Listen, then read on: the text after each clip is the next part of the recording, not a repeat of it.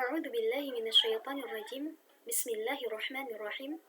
Assalamualaikum warahmatullahi wabarakatuh. Alhamdulillah, alhamdulillahilladzi ja'alal qalama lil kitabah wal kitabah lil qira'ah wal qira'ah lil ma'rifah wal ma'rifah lil ibadah wal ibadah lillahi ta'ala. Asyhadu an la ilaha illallah wa asyhadu anna Muhammadan abduhu wa rasuluh alladzi la nabiyya wa la rasula ba'da. Amma ba'd. Puji serta syukur marilah kita panjatkan kehadirat Allah Subhanahu wa taala yang telah memberikan kita nikmat iman, Islam, sehat, serta beribu-ribu nikmat lainnya. Salawat bertangkaikan salam, berdaun keimanan, dan berbuah ketakwaan, marilah kita panjatkan kepada Habibana wa Nabiyina wa Syafi'ina wa Maulana Muhammad sallallahu alaihi wasallam. Dewan juri yang arif dan bijaksana, serta teman-teman sekalian yang berbahagia. Di zaman yang era modern seperti saat ini, perkembangan zaman semakin pesat.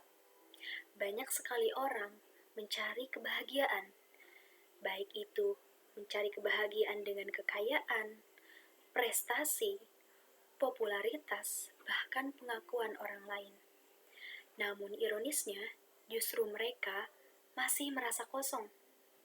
Mereka gelisah, bahkan sampai kehilangan arah.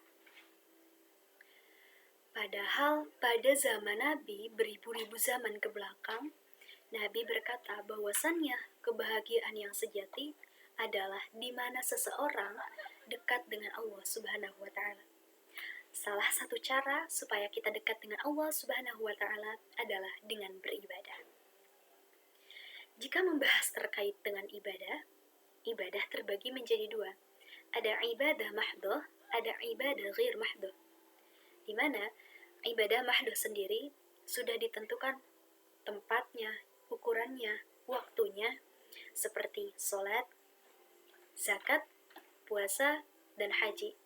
Akan tetapi, ibadah ghair mahdhah cakupannya lebih luas dibandingkan dengan ibadah mahdhah.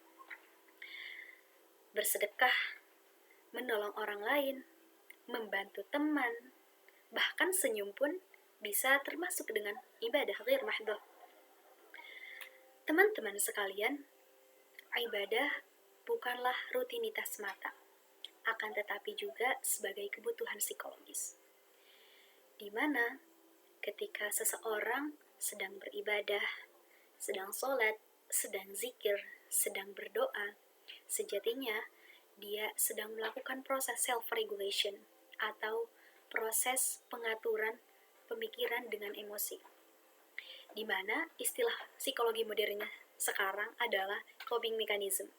Sebuah cara seseorang bagaimana bisa mengendalikan stres dan menghadapi tekanan.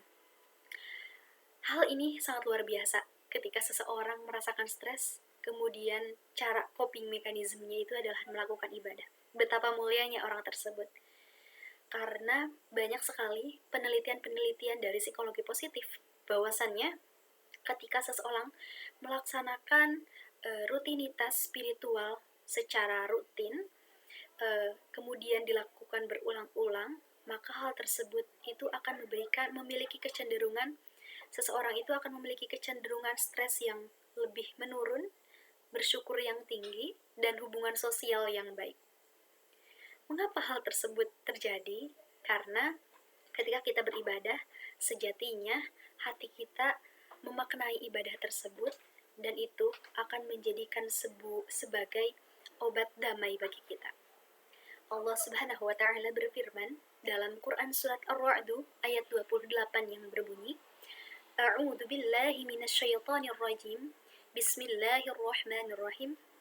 Ala bizikrillahi tatmainnul qulub. Yang artinya, ingatlah, hanya dengan mengingat Allah hati menjadi tentram.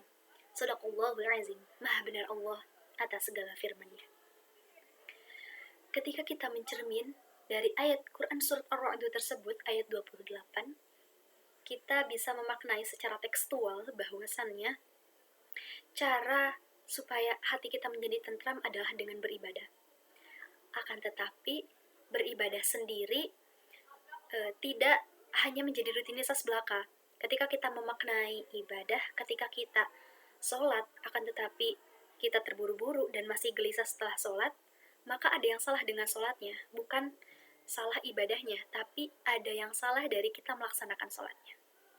Ketika kita memaknai sholat tersebut adalah sebagai salah satu upaya kita mendekatkan diri dengan Allah, memaknai setiap rakaat, setiap apa yang dilafazkan, maka dengan kekhusyuan tersebut dapat menenteramkan hati kita. Teman-teman yang dirahmati oleh Allah Subhanahu wa Ta'ala, sejatinya ketika kita sedang melaksanakan sholat malam misalnya, walaupun kita sedang merasa lelah, akan tetapi terdapat rasa lega di dalamnya. Walaupun ketika kita bersedekah, walaupun hanya sedikit, akan tetapi kita merasa tenang dan hati kita merasa senang, walaupun hanya sedikit. Hal tersebut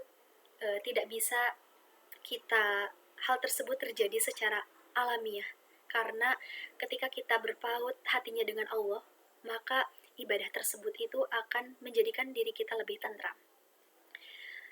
Kebahagiaan tersebut Nabi Muhammad SAW bersabda dalam hadisnya, Bismillahirrahmanirrahim, ajaban li amril mu'mini inna amrohu kullahu khairun lahu. Yang artinya, betapa kagumnya semua perbuatan umat muslim, umat mukmin, bahwasannya segala urusan itu baik baginya. In asobathu sarra'u syakara fakana khairun lahu. Apabila menimpa kepadanya kesenangan, kemudian dia bersyukur, maka itu baik baginya. Wa in asabathu dharra'u sabara fakana khairun lahu. Pun bila dia ditimpa dengan musibah, kemudian dia bersabar, maka itu baik baginya. Dari hadis tersebut diriwayatkan oleh Imam Muslim. Dari hadis tersebut kita dapat melihat bahwasannya segala amal perbuatan yang dilakukan oleh orang mukmin, highlight di sini adalah orang mukmin, itu bisa bernilai pahala di sisi Allah. Baik itu perbuatan yang memang tadi senang bagi kita maupun susah bagi kita, gimana cara kita menghadapinya dengan bersyukur dan bersabar, maka hal tersebut akan memberikan kebahagiaan dan pahala bagi kita. Teman-teman yang dirahmati oleh Allah Subhanahu wa Ta'ala, di sini tidak ada orang yang tidak ingin bahagia. Maka dari itu, marilah kita sama-sama memaknai ibadah yang kita lakukan, ibadah dalam belajar, dalam sehari-hari, supaya kita mendapatkan kebahagiaan dengan kita memaknai dan khusyuk ketika melaksanakannya. Karena itu dapat menenteramkan hati kita dan memberikan kita kebahagiaan yang hakiki. Cukup sekian dari saya, mohon maaf apabila ada kesalahan. Wallahul muwaffiq ila aqwamit thoriq. Wassalamualaikum warahmatullahi wabarakatuh.